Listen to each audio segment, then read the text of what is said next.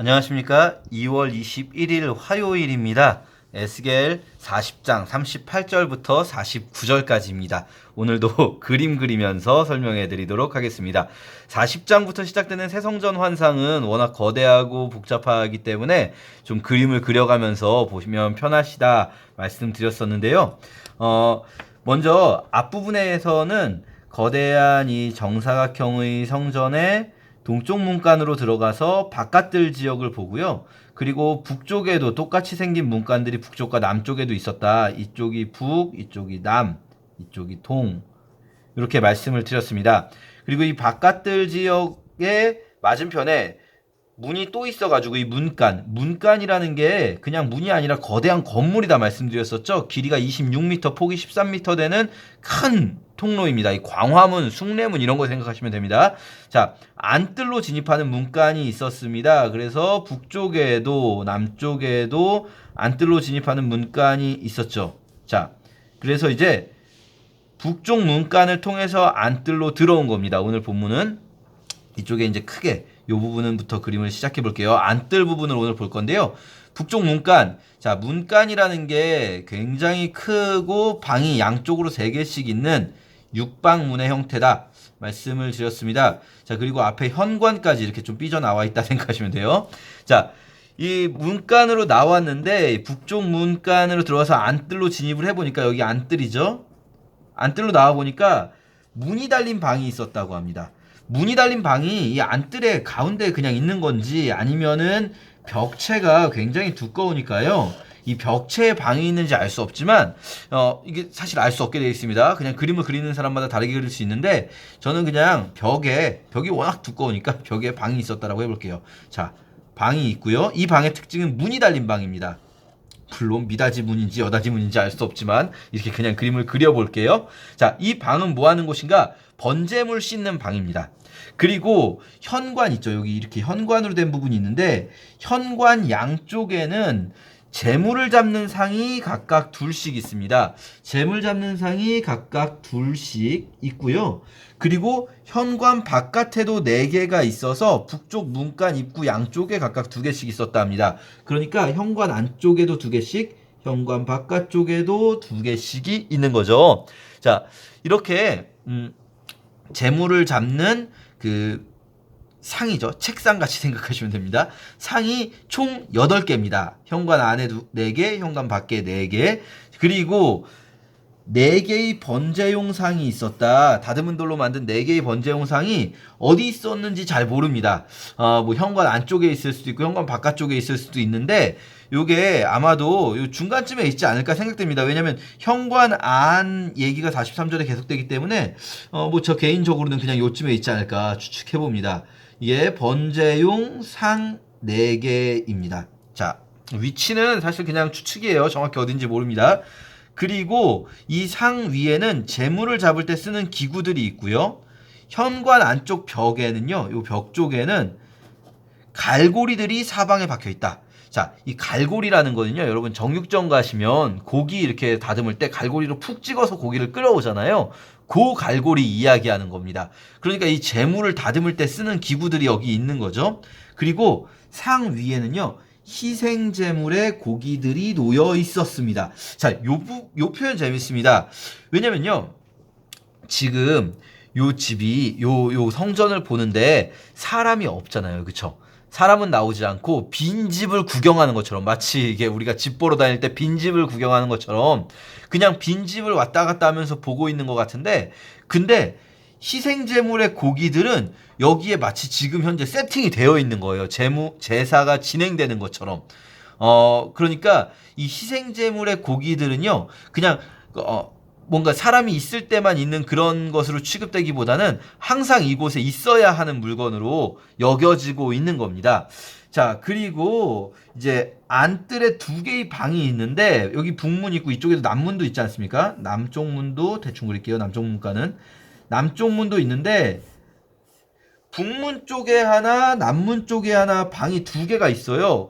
북문 곁에 있는 방은 남쪽을 향하고 남문 곁에 있는 방은 북쪽을 향한다 할 때 이 방을 요쪽 뜰 중간쯤에 방을 그려야 할지 아니면 마찬가지로 벽 안에 방이 있다고 그려야 할지 좀 애매하지만 저는 그냥 여기에 방이 있다고 생각해 보도록 하겠습니다. 방인데요. 이 방들은요, 북쪽에 있는 방은 남쪽을 향하고 남쪽에 있는 방은 북쪽을 향하죠. 먼저 북문 곁에 있는 방은 성전 담당자들입니다. 성전을 맡은 제사장들이고요. 남쪽에 있는 방은 제단을 맡은 제사장들, 제단 담당자들의 방입니다. 자, 그리고 이쪽 동쪽에도 역시 문간이 있겠죠. 이렇게, 예. 이게 이제 안뜰이 되는 거죠.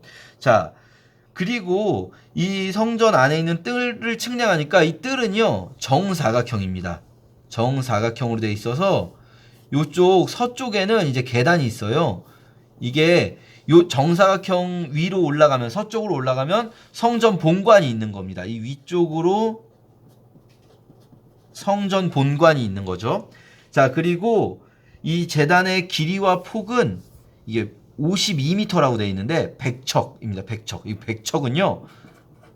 가로 세로가 100척이다. 이 공간 굉장히 넓은 겁니다. 여러분 52m 생각해도 넓지만 사실 이 100이라는 숫자는 꼭 52가 아니더라도 굉장히 넓음, 누구라도 포용할 수 있을 만큼 충분함을 의미한다고 할 수 있어요. 그리고 그 뜰에 제단이 있는 거죠. 자, 이 제단이 여기 있는 겁니다. 성전 현관으로 데리고 갔다고 합니다. 이제 성전으로 올라가는 길인 거죠. 성전 현관이 있고 그 출입구의 좌우에 튀어나온 벽이 있고요. 그리고 이 앞에 양쪽에 기둥의 계단과 함께 기둥 두 개가 있습니다. 자, 요렇게 생각하면 이제 오늘 우리가 볼 그림들이 되는 거죠. 요 본문을 읽으면서 우리가 어떤 걸 묵상할 수 있을까 좀 생각을 해보면요. 첫 번째로 생각해 볼 만한 것은 보세요, 여러분. 여기에 재물을 씻는 방이 있어요. 재물을 씻는 곳이고요. 그리고 여기에 재물을 잡는 상들이 있고요. 그리고 여기에 재물을 다듬는 상들이 있어요. 그리고 여기 제단이 있죠. 왜 이렇게 따로따로 있을까요? 생각해보면요. 그냥 이 방에서 재물을 씻고 다듬고 다 잡아가지고 제단으로 가져오면 되잖아요. 그냥. 그쵸? 근데 씻는 곳 따로, 뭐 재물을 잡아 죽이는 곳 따로, 재물을 다듬는 곳 따로, 이렇게 다 따로따로 있어요. 이거 뭘 생각하시면 되냐면요. 여러분 예를 들어서 설거지를 할 때, 집에서 혼자 설거지 할 때는요. 그냥 한 군데에서 이 퐁퐁 칠하고 이거 헹구고 다 합니다. 한 군데에서. 그런데 우리가 뭐 예를 들면 군대에 가면요. 군대는 옆에 퐁퐁 칠하는 사람, 그리고 그 옆자리에서 헹구는 자리, 그 옆자리에서 물기 제거하는 자리, 이렇게 따로 있어요. 이거 뭘까요? 분업화죠, 분업화. 분업화되어 있는 모습을 볼 수가 있습니다. 여기 관리인들도요, 성전 담당자들, 성전은 이 위쪽에 있는, 이 위에 있는 성전 본관을 담당하는 사람들이고요. 제단 담당자들 방이 따로 있어요. 관리인들도. 요 방에서 뭐 이게 이제 숙식을 제공하는 방이라기보다는 이 방에서 뭐 물건들, 필요한 물건들이나 옷, 의복들이 있습니다. 제사장의 의복들. 그런 것들이 이제 여기에 준비가 돼 있겠죠. 자, 이게 다 각자 역할이 분업화돼 있다는 거예요. 분업화돼 있다. 왜 분업화돼 있을까? 분업화에 대해서 우리가 생각해 볼 때 제일 먼저 할 건 대량으로 하기 때문일까? 라고 생각할 수가 있죠. 워낙 양이 많으니까 각각 분업화 시킨 것일 수 있습니다. 근데요, 그래서 분업화 시켰다고 하기에는 동선이 복잡하고 좀 귀찮아요. 사실 대량이면은 빨리빨리 그냥 쭉 해가지고 재단에 갈 수 있게 해. 이 컨베이어 벨트처럼 만들어야 되는데 이게 약간 그렇지는 않아요. 또 물론 대량이기 때문일 수도 있지만 워낙 많은 사람들이 제사를 드리러 오기 때문에 대량으로 하려고 분업화한 걸 수도 있겠지만, 사실 워낙 많은 사람들이 해도 그냥 제사장 한 명이 한 사람한테 붙어서 이렇게 한 명이 오면 그 한 명이 담당자가 정해질 수도 있지 않습니까? 그런데 그렇지 않은 거는요. 이거는 대량이건 소량이건 간에 이 일들을 함께 하기 위함이다라고 보는 것이 좋습니다. 이 일들을 함께 하기 위해서 이렇게 재물을 씻는 사람, 재물을 잡는 사람, 재물을 다듬는 사람, 제단으로 가져가서 제단에 올리는 사람 다 따로 있는 거예요. 성전을 관리하는 사람, 제단을 관리하는 사람 다 따로 있는 거죠. 각자가 맡은 역할이 있다는 것입니다. 그리고 두 번째로 우리가 또 볼 수 있는 것이요. 여기 뭐 사실 그냥 잠깐 지나가는 표현이긴 한데 38절에 특이한 표현이 문이 달린 방이라는 표현이 있어요. 문이 달린 방. 여기 문 그려놓지 않습니까?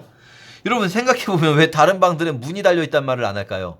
문이 달려있는 방을 따로 말한다는 건 뭐냐면 다른 방은 문이 없다는 거예요. 생각해보면요. 이때가 BC 500년대거든요. 지금으로부터 2500년 전입니다.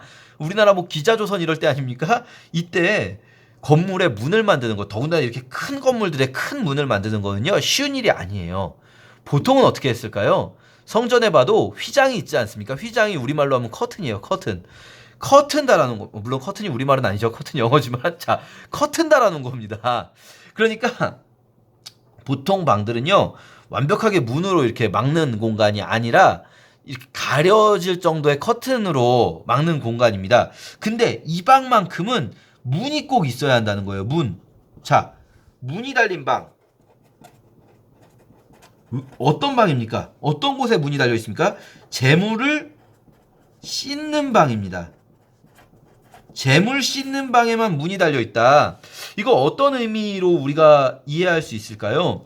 재물을 씻기 위해서 재물을 씻는데 그냥 공개된 자리에서 씻는 게 아니라 이 닫힌 공간이 필요하다는 거예요. 닫혀 있는 공간. 다른 사람들이 보지 않는 그런 공간에서 재물이 씻겨지는 과정이 필요하다는 거죠. 우리에게 이해한다면 어떻게 이해할 수 있을까요? 우리가 우리 자신이 재물이라고 할 때요. 우리 이런 표현이 있습니다. 로마서 12장에요. 너희의 삶을 거룩한 산 제물로 드리라는 거죠. 우리의 삶이 거룩한 산 제물이 되어야 돼요. 거룩한 제물이에요. 재물을 깨끗한 재물이 되어야 된다는 거예요. 재물이 구별되고 깨끗한 재물이 되어야 되는데요. 그 재물이 깨끗해지기 위해서 필요한 공간은요. 닫혀있는 공간이 필요하다는 겁니다. 우리가 함께라는 가치는 사실은 어떻게 생각하면 개방된 공간에서 함께 일하는 것을 상상하기 쉬운데요.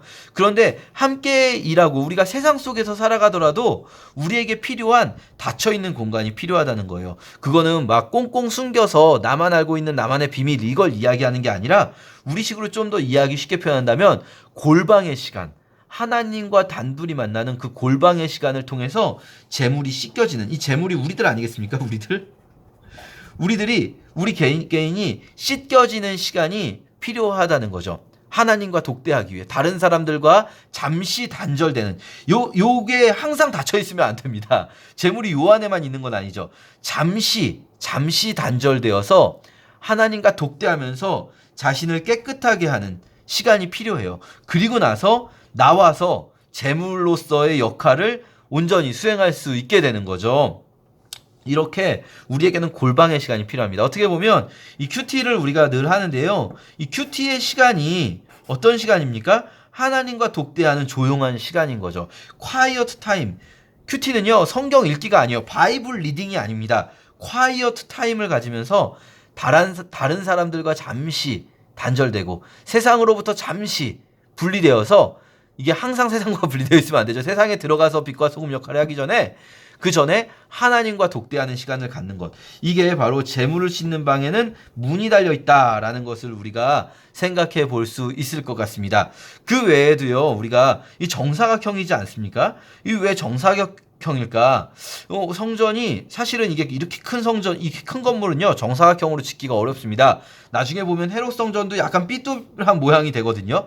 왜냐하면 이게 작은 건물은 정사각형으로 지을 수 있지만 이렇게 큰 건물, 더군다나 예루살렘은 산 위에 있는데 이 산의 이 지형에 맞춰서 지어야 되거든요. 건물을 산 능선에 맞춰서 짓고 이러다 보면 정사각형이 될 수가 없는데, 에스겔의 성전은 정사각형이다. 이 정사각형의 의미는 무엇일까? 반듯하고 또 어디서 들어가도 이 중앙을 향해서 같은 거리로 들어갈 수 있고, 뭐 이런 것들도 저희가 묵상해 볼 수 있겠고요. 또 재물이 아까 말씀드렸지만 고기가 이 상 위에 올라와 있는 상태가 기본 상태라는 것.